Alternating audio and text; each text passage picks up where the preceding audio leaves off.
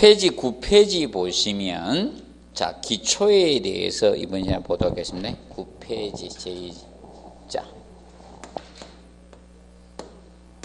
기초 부분. 자, 먼저 기초 정리 파트에서 보시면 기초에 대해서 해놨죠. 상부 구조물의 부재력을 집안 또는 지정에 전달하고자 만든 지중 구조물을 우리가 기초라고 하고요. 그 다음에 지정은 기초 자체나 집안의 진해력을 보강하는 구조 부분이 지정이라고 합니다. 그래서 말뚝을 하든 잡석을 하든 이런 것들이 지정 개념이다. 사람으로 치면 발바닥 하부가 뭐라고 했어요? 지정이라고 했죠.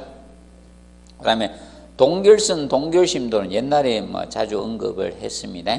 겨울에 지표가 얼어붙은 깊이 한도를 동결선 또는 동결심도라고 합니다. 그 다음에 그 한도는 지역에 따라 차이는 있습니다. 남부냐 중부냐 북부에 따라 차이가 있다. 그래서 보통 서울이 중부 지방에 속하게 되는 겁니다. 북부는 저 위에 있죠. 윗지방, 우리가 못 가는 동네 거기가 북부 지방이 됩니다.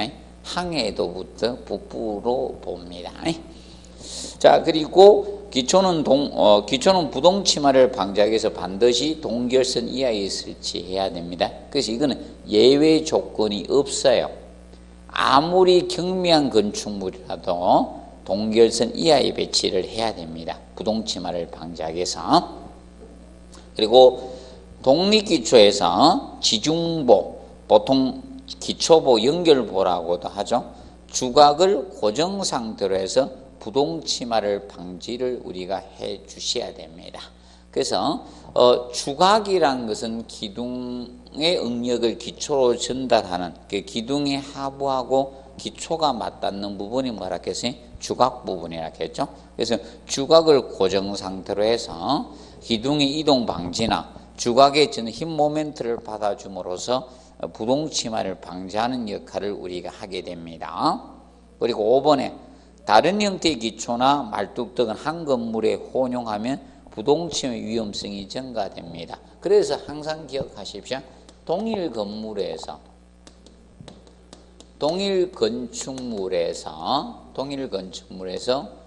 이종 형식 기초해서는 된다 안 된다? 안 된다네. 이종 형식 기초는 안 된다는 거예요. 이종 형식 기초나 또는 말뚝은 혼용하면 안 돼요. 이종 형식 기초라든지 이질 지정도 안 된다 해서 이질 지정이나 또는 말뚝을 혼용하는 것도 안 됩니다. 이것을 기본으로 우리가 알아두도록 해두시면 되겠습니다. 그리고 6번에 지하층은 가급적 건물 전체에 균등하게 설치해서 치마를 최소화시켜주는 게 좋습니다. 그러면 이겁니다. 일부 이 지하실은 안 좋은 거예요. 건물을 지었는데 이렇게 지었다는 게 이렇게 건축물이 있을 때 지하를 갖다 일부를 뒀다는 게 지하실을 이렇게 지표가 있는데 지하실을 일부만 이렇게 두게 되면 이것도 뭐다? 부동치마의 원이 된 겁니다. 부동치마 원이. 그래서 일부 지하실 준다는 것은 이종 형식 기초를 채택한다는 거거든. 그렇기 때문에 좋지 않습니다. 균등하게 설치하라 이겁니다. 그 다음에 기초의 분류적인 측면 하죠. 기초판 형식에 의한 분류하고 지정 형식에 의한 분류 두 가지로 나누어 놨습니다. 그래서 먼저 작년에는 지정 형식에서 답을 유도시켰습니다. 처음으로 지정 형식 쪽에서 답을 유도시켰습니다. 지정 형식에서 19회 때는 여기서 냈습니다. 지정 형식에서. 그러면 기초판 형식에서 독립기초, 기둥 하나의 기초판 하나가 있는 것이 무엇이다? 독립기초입니다. 그래서 진해력이 적은 집안에는 부적합합니다. 왜 그런가 하면 기초판 면적이 적기 때문에 진해력이 큰 집안에 적합도가 있다는 겁니다. 기억을 해 두시고 그래서 부동치마를 방지하기 위해서 뭐 해야 된다? 기초보, 지중보를 설치해 주는 것이 좋습니다.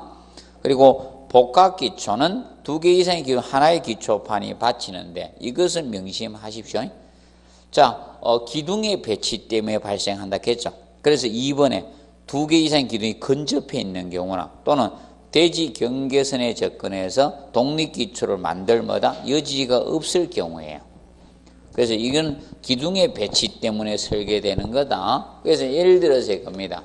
대지 경계선이 있다고 했습니다. 대지 경계선이다.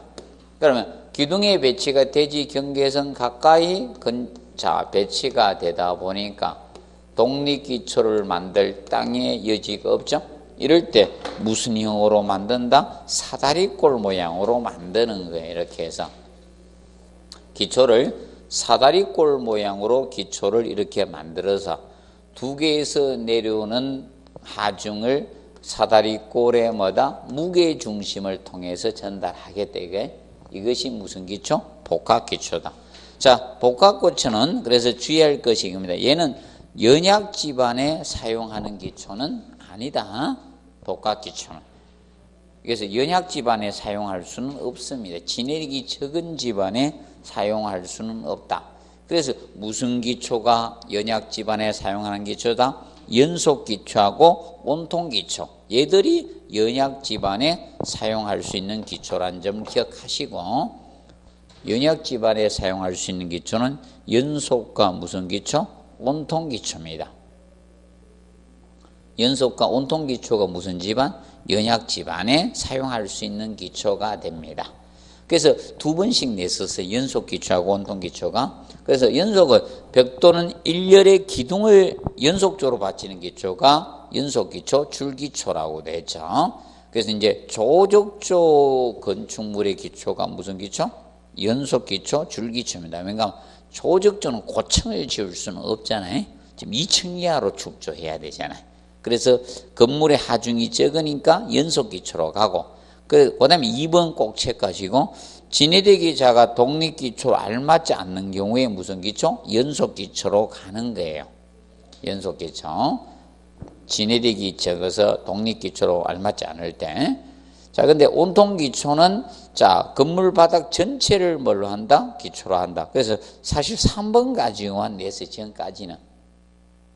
3번에 보시면 도심지마다 연약 집안의 기초 이거 가지고 시험에 냈습니다. 그리고 최근에 고층 공동주택 기초가 온통 기초로 가잖아요. 이 경우하고 그 다음에 1번 보십시오. 하중에 비해 집안이 연약하거나 소요 기초 밑면적이 바닥 면적이 얼마? 2분의 1 이상일 때, 이때 바닥 전체를 기초로 하는 것을 무슨 기초? 온통 기초라고 칭합니다. 온통 기초 기억해 두시고, 그 다음에 5번에 보시면 자, 대칭형 건물의 부동치마 효과의 효과집입니다. 비대칭형 건물에서는 도로 분리할 수가 있습니다. 이 온통기초가. 그래서 온통기초로 무조건 온통기초로 하는 것은 안 좋습니다. 그리고 기초를 설계할 때 유의사항 해놨죠? 유의사항 해놨습니다. 이 부분 조금 정리를 해 놓으십시오. 이 부분.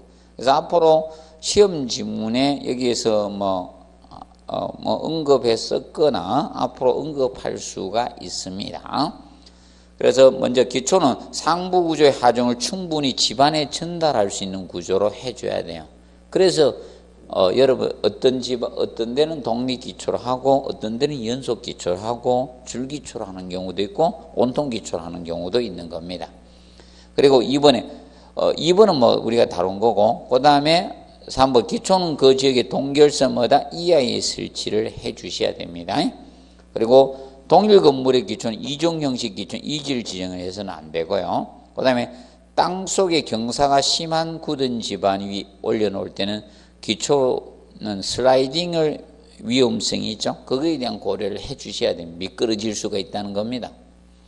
그 다음에 6번에 지하층 가급적 건물 전체 균등히 해주라 했죠. 7번 기초의 선정에서 기초의 대지 주변에 미치는 영향도 함께 고려를 해 주셔야 돼요. 자, 예를 들어서 우리가 기초 파기를 하면서 이거죠.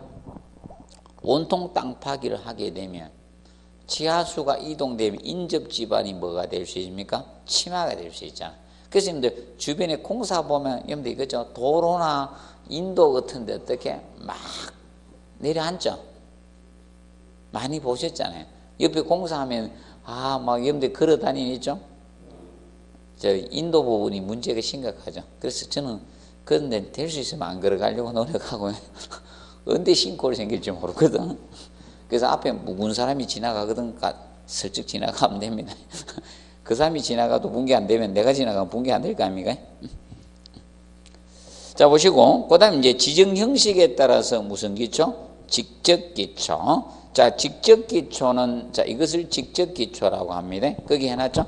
기초판이 직접 또는 직접 지반이나 또는 잡석 따진 경미한 지정이 통해서 지반을 전달하는 것을 무슨 기초? 직접 기초라고 칭합니다. 그래서, 근데 우측에 보시면 11페이지 말뚝 기초 있죠? 말뚝 기초는 뭐 박아준 거다? 말뚝 지정하는 거예요. 말뚝 지정하면 말뚝 기초. 이렇게 보시면 된다. 말뚝 기초로 보시면 되겠고, 이때, 자, 우리가 주의할 점은 그러면 앞으로 시험은 이거야. 18회 시험 때는 18회 때는 지정에 대해서 시방세에서 종합으로 갔거든. 시방세에서 종합으로 가면서 말뚝 지정에 대해서 답을 유도시켰습니다. 말뚝을 낸 거예요. 말뚝은. 그리고 19회 때는 사실 이겁니다. 종합편 낸데 아까 19회 때 나오니까 지문 한 줄만 써서 여기에서 말뚝 기초가 직접 기초다 이렇게 이제 다룬 거예요. 직접 기초. 여러분들 사실 여러분들 이걸 보면 되죠. 하일 신었는데 하일 신었는데 여러분들 하일 신고 키재면 돼 안 돼? 아니 상대편하고 키질 때 보면 하일 신고 있으면 너 신발 벗어 이래죠. 그런데 같이 운동화 신고는 키 서로 재죠. 맞죠? 그거는 직접 기초로 보면 되고, 맞죠? 말뚝 기초는 말뚝 지정을 한 게 뭐다? 말뚝 기초거든. 그래서 작년에 제가 말뚝 기초만 조금 알아두라 했거든. 말뚝 지정한 게 말뚝 기초도 이것만 좀 정리해두라 했거든. 아니, 흐름상 파악하면 되거든, 시험은. 그래서, 올해 대비 19회 때는 지문 한 줄 냈거든. 19회 때는 지문 한 줄 나와서, 근데 답이 돼버렸어요. 지문 한 줄이었었어요. 나머지는 다 기초 낸 거야. 기초를 4개 지문 내고 딱 한 지문만 여기서 나왔던 거야. 근데 거기 답이 됐던 것 뿐이야. 자, 그러면 직접 기초하고 무슨 기초? 말뚝 기초하고 간단히 구분하자. 그러면 잡석 지정이나 우리가 미창 공거의 경미한 지정을 하고 나서 기초를 설치하면 그것은 무슨 기초? 직접 기초. 말뚝 지정을 하면 무슨 기초? 말뚝 기초다. 그거까지는 알아두시면서 혹시나 말뚝에 대해서 보십시오. 요번 시험도 그 우측 페이지 있죠? 말뚝 기초 있죠? 여기를 좀 보세요. 말뚝 기초. 왜 그런가 하면 하나만 갈게요. 지정은 말뚝이 대장입니다.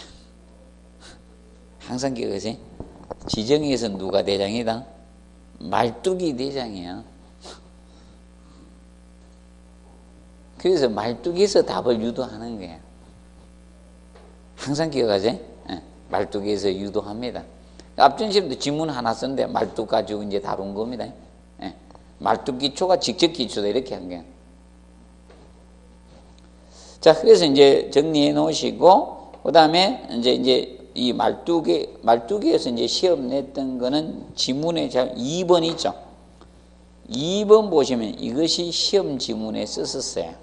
여기서 몇 개 따가 썼습니다. 그게 6회 때인가 7회 때 아마 여기서 지문을 따가 쓰고, 그리고 저거 4번 가지고 그때 답이 됐었습니다. 6번. 거기 나우말뚝이죠. 나우말뚝은 상숨 이하에 박는데 요거 가지고 이제 틀리게 만들었습니다. 요거는 그 4번은 부패 방지적인 측면의 4번은 부패 방지를 위해서 생나무로 상수면 이하에 박는다 이거거든. 이거 가지고 이제 기출한 거야. 나무는 썩을 수 있죠. 맞죠? 부패될 수 있기 때문에 생나무로 상순 위에 지하 물에 잠겨버리면 안 썩어요.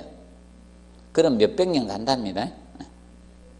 제가 안 살아봐서 썩는 건 못 봤고 한 몇백 년 간답니다. 이론상. 자, 이걸 해두시고 그 다음에 이제 공부해둬야 될 거 몇 가지만 보도록 하겠습니다. 그 6번에 마찰 말뚝은 지름이 클수록 지름이 직경합니까? 안전하고 지지력도 커집니다. 그리고 7번에 마찰 말뚝은 마찰력 증가는 말뚝의 수량 증가가 길이 증가보다 유리합니다. 왜 그런가 하면 사실 이거죠. 말뚝 한 개의 이 지지력은 사실 자 한도가 있어. 무한정으로 길이한다고 많이 받을 수 있는 건 아니잖아요. 말뚝 한 개의 지지력은 한도가 있다는 겁니다. 한도가 있습니다. 그렇기 때문에 수량을 많이 해주는 게 유리하다는 겁니다. 본수를. 자, 여러분들도 이거잖아요. 내가 한 번에 다 암기할 수가 없죠. 공부하면서 수업하는 거 처음에서 끝까지 한 번에 싹 다 넣어버리면 문제될 일이 뭐 있어요? 맞아? 근데 한 번에 다 안 되니까 어떻게? 자주 해야 되죠? 그거와 같이 이것도 동일합니다. 말뚝 한 개의 지지는 한도가 있으니까 한 개를 길게 하는 것보다는 짧은 거 여러 개 많이 넣어서 지지력을 증가해 주는 게 낫다는 겁니다. 그 수량 증가, 본수 증가가 유리하다는 겁니다. 그 점 알아두시고 그 다음에 9번 꼭 알아두세요. 말뚝 기초의 허용 지지력은 말뚝 지지력에 의한 것만 하고 특별히 검토한 기초판 저면의 집안의 지연 가산하지 않는 것. 그래서 9번 꼭 알아두세요. 이거는 꼭 정리해놔야 돼요. 자, 기초판이 있어요. 자, 여기 왜 해야 되는? 여기 건축 구조 설계 기준의 내용이에요. 기준입니다. 건축 구조 설계 기준 내용이에요. 요 내용이. 그럼 기초판이 있을 때 말뚝을 이렇게 때려 박아 줬어요. 말뚝을 이렇게 박았어요. 집안이 있을 때. 그럼 결과적으로 이 말뚝 지지력이 있겠죠? 말뚝에 이 지지력 개념이 있을 거고, 그 다음에 기초판 저면에 작용하는 집안 지지력이 있을 것이다. 이런 집안 지지력이 있는데 요거만 가지고 설계하겠다는 거야. 요거는 설계 안 하고 그러면 안전해지잖아요. 그럼 말뚝을 그만큼 어떻게 튼튼하게 설계하자 이게. 튼튼하게 말뚝을 그만큼 튼튼하게 설계해 주자 이 뜻입니다. 이거.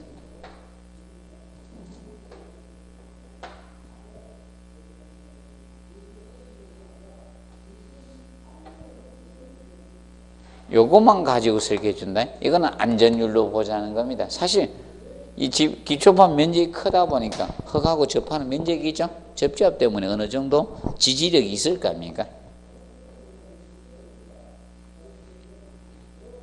자, 그 개념에 대해서 정리해 두시고 그 다음에 이제 10번 해두세요. 그래서 말뚝 기초의 설계에서 하중 편심에 대한 검토를 해 주셔야 됩니다. 하중 편심에 대해서 검토를 해 주시고요. 그 다음에 11번에 동일 건물과 자 기초에서 마찰말뚝, 지지말뚝 혼용해서 안 된다. 그때 말뚝은 절대 혼용하면 안 됩니다. 그럼 예를 들어서 다른 말뚝도 혼용해서는 안 됩니다. 그럼 예를 들어서 이런 말뚝입니다. 한 곳은 기성 콘크리트 말뚝을 받고 한 대는 제자리 콘크리트 말뚝을 설치한다. 이것도 안 좋은 겁니다. 한쪽은 콘크리트 말뚝이고 한쪽은 나무 말뚝이고 이런 거 사용해서는 안 됩니다. 그리고 12번 말뚝의 지지력 증가 주위 말뚝을 먼저 받고 점차 중앙부로 말뚝을 박습니다. 그래서 이게 지지력 증가가 됩니다. 그런데 현실은 이렇지 않습니다. 바깥에서 박아오니까 중앙이 밀실해질 거 아닙니까? 없는데 말뚝을 때려 박으니까 흙이 모이겠죠. 맞죠? 밀실해지니까. 중앙에서 말뚝이 잘 안 박혀요. 그래서 현실에서는 센터에서 박아 나갑니다. 근데 이론상 명심하세요. 어디부터 먼저 박는다? 주위를 먼저 박으시라 이겁니다. 자, 그리고 13번에 말뚝은 축방향 2배의 힘이 걸리지 않게 해 주시는 것이 기본입니다. 그리고 이제 그 말뚝 종류 나오는 거 있죠? 아, 이상한 영어가 많이 나오더라. 문장에 다 제자리 콘크리트 말뚝 종류다 이렇게 보시면 됩니다. 자, 그리고 밑에 집안조사 나오죠? 뭐 집안조사에서는 그 밑에 12 하단에 보시면 집안조사 방법 나오죠? 시험파기나 짚어보기 있고 보링은 집안에 구멍 뚫는 거, 뭐 천공이라고 돼. 보링을 천공, 보통 천공한다는 말을 써요. 그래서 이제 간혹 가다가 TV에서 뭐 천공한다는 말이 나오거든. 땅을 천공했다고 밑에 구멍 뚫었다 이게 쉽게 땅이 구멍 뚫는 거예요. 보링. 그리고 표준 간입시험. 그래서 여러분이 이 4번의 표준 간입시험을 정확히 알아둬야 돼요. 얘가 제일 중요합니다. 그래서 63.5kg 추로 76cm에서 떨구어서 30에 간입하는데 이게 표준 상태, 표준 상태에서 간입량 가지고 조사한다 해서 표준 간입시험이라 해요. 그래서 타격 횟수 체크하세요. 타격 횟수로 우리가 측정하는 거예요. 타격 횟수를 뭐 n치 또는 n값이라고 하는 거예요. n치 또는 n값으로 자 집안을 조사하는 방법이 표준 간입시험입니다. 표준 간입시험. 그래서 집안의 밀실도 측정에 많이 활용합니다. 집안의 밀실도. 그러면 n값이 n치가 클수록 그 집안은 무슨 집안이다? 밀실한 집안을 의미하는 거예요. 그 점을 알아두시고, 그 다음에 베인 테스트, 베인 시험이라고 하거든요. 얘는 회전력으로 집안의 뭐다? 점착력 조사하는 겁니다. 밑줄 끄세요. 회전력으로 집안의 점착력을 조사합니다. 근데 마지막 줄 해놨죠? 연약한 점토 집안이 합니다. 그래가지고 진흙에 한다는 거예요. 진흙에. 연약한 점토 진흙에 한다는 거예요. 진흙에. 그럼 얘는 다른 집안은 안 한다. 오로지 어떻게? 진흙. 연약한 점토 집안의 경우만 하고 다른 집안에서는 사용을 하지 않습니다. 보시고 그 다음에 우측 페이지 보시면 저거 나오죠? 사질토하고 점토의 비교표가 나와요. 자, 사질토하고 점토의 비교표 개념이 나옵니다. 자, 지중응력 분포 또는 접지압이라고 돼. 접지압이죠? 같이 생긴다. 지중요 사중대, 사질 집안은 중앙부가 최대가 된다. 주변부 최소가 되고 점토는 반대로 해주시면 된다. 그래서 안밀 속도는 누가 빠르다? 사질토가 빠릅니다. 투수계수하고 연관성이 있다 했죠? 투수계수하고 비례관계라 했잖아. 투수계수, 투수성이나 물빠짐성이라 했죠? 비례관계다. 물이 빨리 빠지면 속도가 빠르다 했죠? 치마 속도가. 점토는 이 투수계수, 투수성이 적다 보니까 안밀 속도가 어떻게? 느리다고 했습니다. 그리고 예민비는 예민비라는 것은 이거라 했죠? 흙의 익임에 의해서 약해지는 정도가 예민비라 했죠? 예민비. 그래서 예민비는 식으로 나타내면 이게 예민비가 된다 했죠? 예민비는 분자의 불교란 시료의 강도가 간다 했죠? 분모가 교란 시료의 강도라 했죠? 교란 시료는 흐트러진 상태의 시료를 뭐다? 교란 시료. 불교라는 자연태적 상태의 시료의 강도를 불자 안 흐트러졌다라는 겁니다. 불교란 시료 강도의 비를 나타낸 거. 이것이 뭐다? 예민비다. 그러면 흙이 흐트러졌을 때 얼마나 약해지는가 정도를 나타내는 것이 무슨 비다? 예민비예요. 그래서 예민비는 사질토는 1에 가깝거든요. 예민비는 사질토는 1에 가깝고 1보다 약간 커요. 그런데 점토의 경우는 4에서 10이 돼요. 4에서 10. 그래서 누가 클 수밖에 없다? 점토가 크다. 그럼 흐트러지면 많이 약해진다는 거예요. 흐트러지면. 그리고 불결한 시료 채취는 그래서 점토는 할 수 있는데 쉬운데 모래는 어렵죠. 모래는 흐트러질 수밖에 없잖아요. 그래서 우리나라에서는 저 비유를 많이 썼죠. 완전 집이 서로 막 난리 났을 때 뭐 뭉치지도 않고 그러면 콩가루 집안이라는 용어를 많이 썼죠. 콩가루의 역할이 저 떡에 둘이 붙지 않는 걸 하는 역할이죠. 찰떡 있잖아요. 둘이 찔떡 붙으니까 콩가루 무채가 안 붙게 했죠. 그래서 우리는 콩가루 집안이라 했고 외국에서 모래 집안이라 했어요. 콩가루 잘 안 쓴 데는. 보시고 그 다음에 이제 건조 수축량은 누가 크다? 점토가 커요. 건조 수축량은 크기 때문에 치마량하고 비례관계라 했겠죠. 건조 수축량하고 치마량이 비례관계다. 그래서 누가 치마량이 크다? 점토가 크다. 그래서 헷갈리면 안 된다. 안밀 속도 또는 치마 속도라 했죠. 치마 속도, 안밀 속도는 누가 빠르지만 모래가 빠르지만 치마량은 누가 크다? 점토가 크다. 혼돈하지 않도록 해주시면 됩니다. 그리고 건물의 치마 형태도 시험에 언급이 되었죠. 사질토는 건물의 양단 치마가 크고 점토는 중앙부 치마가 큽니다. 그 점을 기억을 해 두시고 흑마기 주의사항은 사질지방에서 볼링 현상을 주의해야 됩니다. 그 반면에 점토지방은 히빙 현상에 대해서 주의를 해 주시면 되겠습니다. 그리고 밑에 진해력은 꼭 암기하실 필요는 없고 11회 때 한번 출제가 되었습니다. 그리고 넘겨보시면 14페이지에 보시면 진해력 시험에 나오는데 간접 진해력 시험이 아까 다뤄서 지정해서 말뚝박기 있죠. 시험 이것이 한번 지문에 언급이 다 되었었습니다. 아직 직접 진해력 시험 개념은 한 번도 언급은 되지 않았습니다.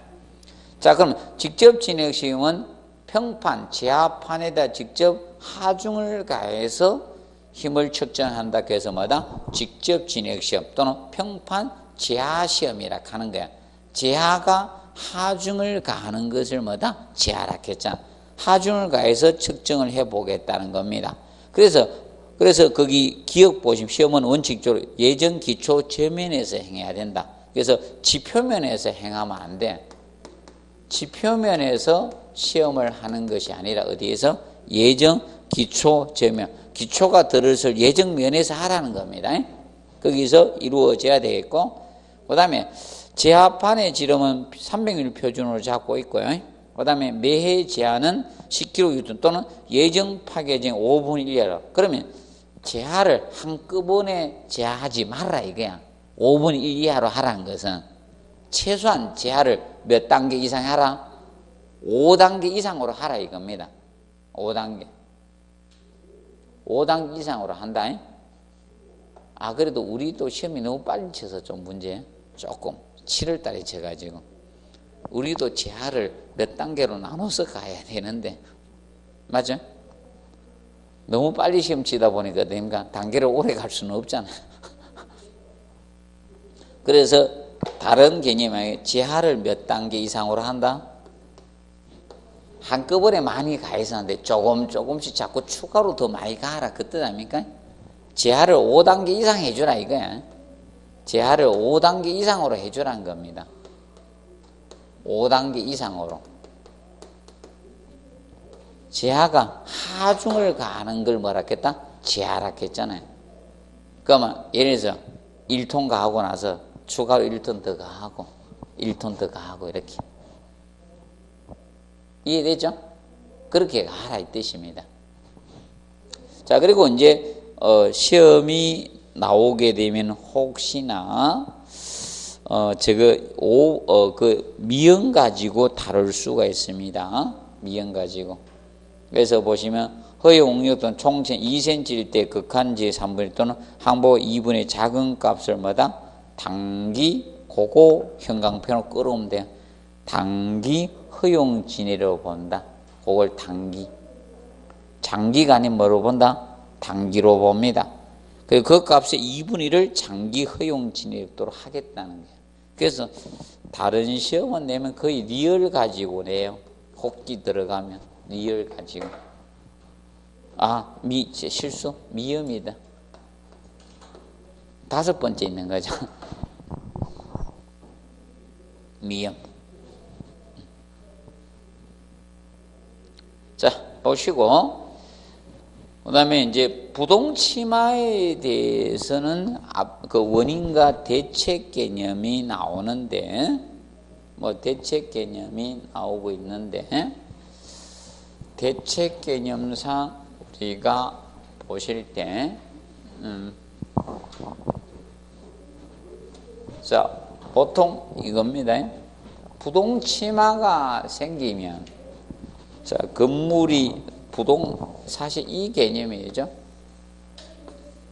부동치마는 동일한 치마가 아니라는 거거든. 그럼 여기서 한쪽이 치마가 많고 한쪽이 치마가 적은 거. 이것이 무슨 치마? 부동치마예요. 부동치마가 생기면 한쪽으로가 길어지겠죠. 우리도 이렇게 있으면 어떻습니까? 한쪽으로 좀 길어지고 한쪽 짧아지죠. 그래서 이쪽으로는 잡아 당겨지거든. 부동치마가 생기면 인상 잡아 당겨지고 반대는 압축이 생겨요. 압축. 그러면 부동치마가 발생이 되면, 부동치마가 생기면 건물에 강제 변형이 생겨요. 강제 변형이. 변하고 싶지 않은데도 강제 변형이 생겨요. 맞죠? 그래서 우리는 저거잖아. 부동치마 짝다리 짓고 있으면 처음에는 괜찮은데 오래 짓고 있으면 결리죠. 안 좋아지고. 그럼 강제 변형이 생깁니다. 그럼 강제 변형이 생기다 보니까 사람은 연성이 있는데 구조물이 연성이 있는 건 아니죠. 맞아요? 그러니까 뭐가 생긴다? 균열이, 크랙이 생기는 거예요. 균열이 발생이 돼요. 균열이. 크랙이 생깁니다. 균열을 영어로 크랙이라고 합니다. 균열을 크랙이라고 합니다. 크랙이 발생해. 그럼 크랙이 생기다 보니까 문제가 생기겠죠? 크랙이 생기니까. 크랙 생기면 일단은 뭡니까? 균열이 생기겠으니까 누수가 될 수 있죠? 방수에 문제가 생기죠. 맞죠? 예, 누수가 생길 수 있죠. 방수에 문제가 생겨. 방수 문제가 발생이 되죠. 문제가 발생이 되는 누수로 인해서 발생이 될 것이고, 그 다음에 크랙 생기니까요. 마감재들이 어떻게 됩니까? 탈락되겠죠? 마감재 탈락을 가져올 거 아닙니까? 방락이라 할까요? 방락해도 되고, 탈락을 가져올 거고, 그 다음에 균열로 인해서 철근에 뭘 가져올 수 있다? 부식. 철근의 부식을 초래할 수 있죠? 부식이 초래될 수 있는 겁니다. 이제 심하면 어떻게 되겠습니까? 아주 심하면 건물 붕괴되겠죠.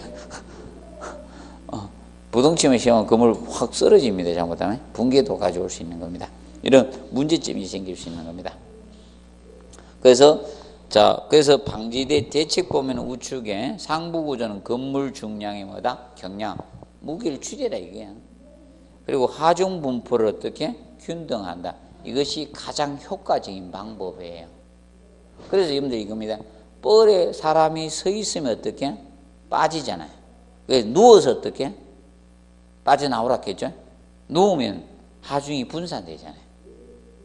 이게 가장 효과적인 방법이다. 강성은 높여줘야 되고 하중 분포는 어떻게? 균등하고 분배하라 이거고. 맞죠? 가볍게 하고 분포식이고 강성은 높여줘야 되고 그리고 이웃과 거리는 어떻게? 멀게 해야 됩니다. 평면 길이는 짧게 하고요. 자, 그럼 평면 길이 짧게, 요거는 그죠? 건물 지을 때 하나의 건물의 길이는 최대한 짧게 하고, 요건 짧게 해주고요. 짧게 하고요. 동간의 거리는 최대한 어떻게? 멀리 하라. A동이 있고 B동이 있으면 이거 거리는 최대한 멀리 하고, 이건 멀리 하고. 평면이 최대한 짧게. 그래서 옛날 아파트는 길었는데 요새 아파트는 어떻게? 짧게 가고 있는 게. 그래서 뭐 4호 라인 정도 가거나 아니면 타평형으로 되잖아요, 요새. 대전은 타평만에 안 짓습니까? 타워형으로. 요새 서울이나 부산에 타평으로 많이 짓거든요. 요새 고층화되면서 옆으로 길게 안 가고 이렇게 박스 형태로 이렇게 쭉 올라갑니다. 네모 형태로.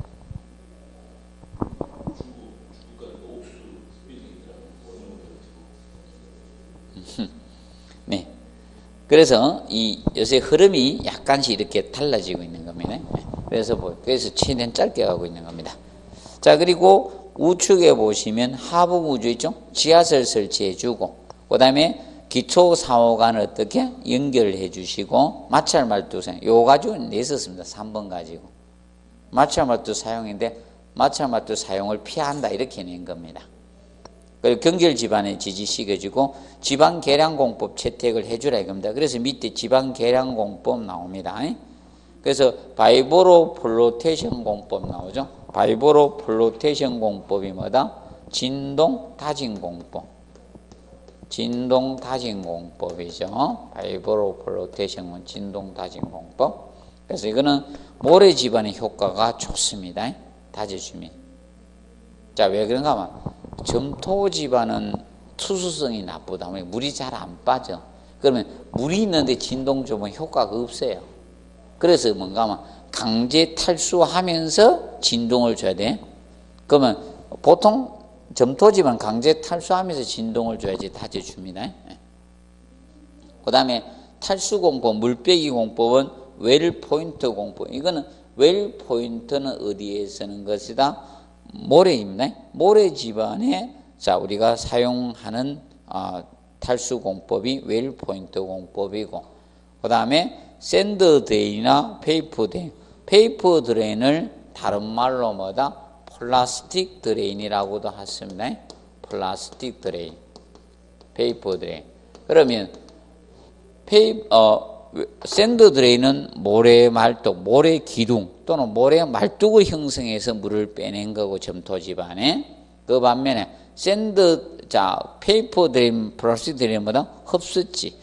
이 종이를 활용하게 돼. 그 흡수지가 바로 뭐다? 카드보드라는 흡수지가, 이 카드보드지라는 이 종이를, 카드보드라는 종이를 이용해서 빼내는 공법이에요. 모래 기둥, 모래 말뚝 대신에 이걸 이용하면 페이퍼 드레인이라고 하고요. 그 다음에 생석회 말뚝 공법은 영어로 케미코 파일 공법이죠. 생석회 말뚝을 활용한다. 모래 말뚝 활용하면 뭐다? 샌드 드레인이고, 그 다음에 생석계 말뚝, 그래서 생석계 말뚝 공법 또는 생석계 공법이라고도 합니다. 그리고 치항 공법은 양질의 흙으로 교체하는 거, 바꾸는 것이 뭐다? 치항 공법입니다. 그래서 굴착치하는 다 흙을 파내고 다른 흙으로 교체하는 걸 뭐다? 굴착치안이라 하고, 폭파치안은 날려버리겠다, 이게. 그래서 간혹 가다가 옛날에 학생들이 우리 공과대학교는 좀 가격해가지고 토목과나 건축과 이런 데 공과대들은 보통 대학생들이 이렇게 해야죠. 공과대학생들을 보통 인문대학교나 이런 데서 공돌이라 하더라고. 그러니까 공과 학생들은 어디 있는가 하면 시험 어렵게 내고 막 이래만요. 산업인력관리공단을 폭파시켜버려야지 막 그런 걸 막 가격한 용어를 막 쓰더라고요. 옛날에 보면 떨어지면 항상 그러잖아, 맞죠? 그리고 말만 그렇지 실제 폭파는 안 하지만. 그 다음에 이제 주입공법, 고결공법, 우리가 뭐라고 한다? 그라우팅 공법이라고 되죠. 그라우팅 공법이라고 합니다. 그래서 시멘트계나 이런 약액 같은 걸 뭐다? 주입하는 거예요. 고결제를 주입하는 거예요. 그러면 요새 보톡스가 두 가지가 있대요. 자, 주름살 진대 있죠? 주름살 진대도 됩니까? 잡아 넣는 것도 있고 주입 넣는 거 반대로 이겁니다. 이 턱이 막 근육이 많아가 사각턱처럼 보는 사람들 있죠? 보통은 근육이 풀려가지고 가름해지더라고요. 나는 독을 잡아가 부풀리는 것만 있는 줄 알았더만 이 근육을 없애가 왜 보톡스 맞았는데 가름해지지 이런 말을 했는데 근육을 없애준다 카대 그런 것도 있대. 맞은 사람한테 배웠습니다. 맞은 사람이 가르쳐주다 요새 근육도 없앤다 카대. 그래서 주의공법. 그래서 주의공법은 잘 기억해 놓으십시오. 주의공법, 그라우팅 공법, 고결공법이라고 한다. 시멘트계나 약액 같은 걸 집안에 강제로 주입시켜서 고체로 응결시키는 공법이 고결공법, 주의공법, 그라우팅 공법이라 합니다. 그리고 동결공법 해놨죠. 액체 질소로 프레온가스를 주입해서 지하수를 동결시키기 위해서 차단시키는 공법이 동결공법이라 해. 동결법. 그리고 지하공법은 연약 집안에 하중을 지하에서 흙을 안밀시키는 거예요. 이걸 지하공법이라 하고, 그 다음에 언더피닝 공법은 기존 건물의 기초나 지정이나 지방 같은 거 있죠. 이걸 보강하는 공법을 총칭해서 언더피닝. 그래서 얘가 마지막 나왔었어. 얘가 16회 때 냈었어요. 언더피닝이 16회 때 냈었습니다. 자, 그런데 여기 지방 계량 공법 그 목적 해놨죠. 집안의 지지력 정대나 기초의 부동침하 방지나 지하 굴착 시 안정성 확보나 기초의 보강 이런 목적으로 지방 계량 공법을 쓰는데, 자, 지방 계량 공법하고 땅 파는 공법하고 헷갈리면 안 된다. 터 파기 공법하고 흙 파는 거 있죠. 기초 파기 있잖아요. 기초 파기 또는 터 파기라고도 하고 흙 파기. 자, 이 공법에는 이 주의할 것이 이 세 가지 정도는 알아둔다. 다른 것도 크자 들어가면 다 얘기해. 그런데 아일랜드 공법이 있었죠. 아일랜드 공법이 있었고, 트렌치크 공법이 있고, 트렌치크 공법. 그 다음에 우리가 탑다운 공법 이야기해드리죠. 탑다운 공법. 탑다운 공법을 역구축 공법이라고 됐죠. 역타 공법. 얘들은 땅 파는 공법들이다. 그래서 얘하고 얘로 한 번씩 답을 만들어서 지방 계량 공법 내면서, 그럼 지방 계량 연약 집안에 계량한다, 안반 집안에 계량한다? 연약 집안에 계량하겠죠. 그래서 이거 가지고 시험을 다뤘었습니다. 요 두 개가. 근데 요거 앞으로 다룰 가능성이 있으니까 기억하세요. 탑다운 공법, 역구축 공법은 얘는 땅 파는 공법이다. 역구축. 자, 그 점을 좀 주의해 주시면 된다. 오늘은 여기에서 마무리하고 16조적조부터는 다음에 진도 나가도록 하겠습니다. 자, 수고했습니다.